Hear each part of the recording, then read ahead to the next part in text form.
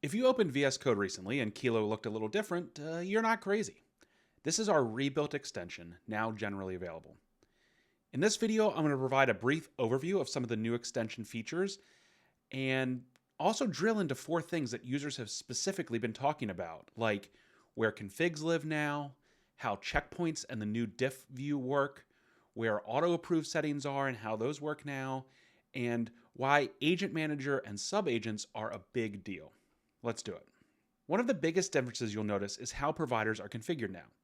They're all contained in one place, and many are automatically configured from your environment. If you open up settings, you can see under the providers tab some of the most popular providers, as well as how to connect others. If you want to connect a custom provider, you can do that as well. And if you want to see a list of all available providers, you can click Show More Providers and search for your favorite one here. Another big change is to the way checkpoints and diff reviews work.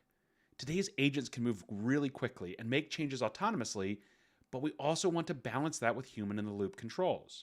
For diffs, you can see the whole diff view screen now by clicking this button at the bottom of a session. Instead of blindly accepting a big patch, you can review each change kind of like a PR. And you can even leave line-by-line feedback and send it back to the agent as structured context. And checkpoints are now a lot lighter. Without the cognitive load going on of thinking one by one, you can simply roll back to a particular point in time, or maybe a prompt in time would be a better phrase, with this revert to here button. You'll also notice that a lot of the reasoning that models do, as well as tool usage, are collapsed to try and give you more of an overall picture of what the agent is doing without overwhelming you with all of those extra tokens that are used to get to the actual outcome you're looking for.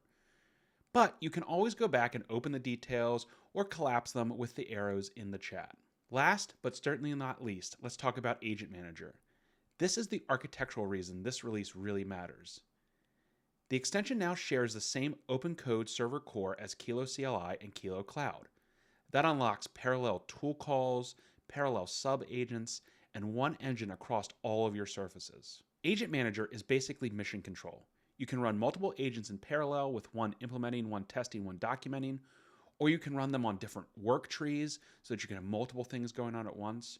You could also compare outputs across different models side by side. And again, using work trees, those agents operate in isolation without stomping all over each other. Our legacy extension-based setup had architectural drag that could have never enabled this type of innovation.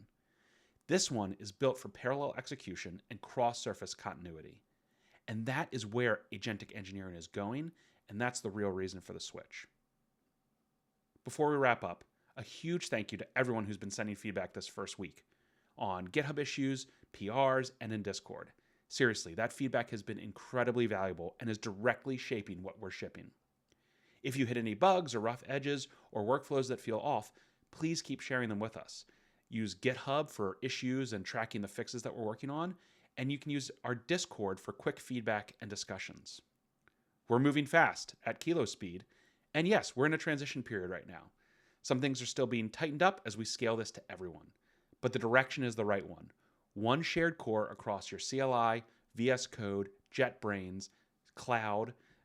That is going to allow for faster integration in the long term, faster iteration for us and your team, and a much stronger long-term foundation. Thanks for sticking with us while we improve it all in the open, because open always wins.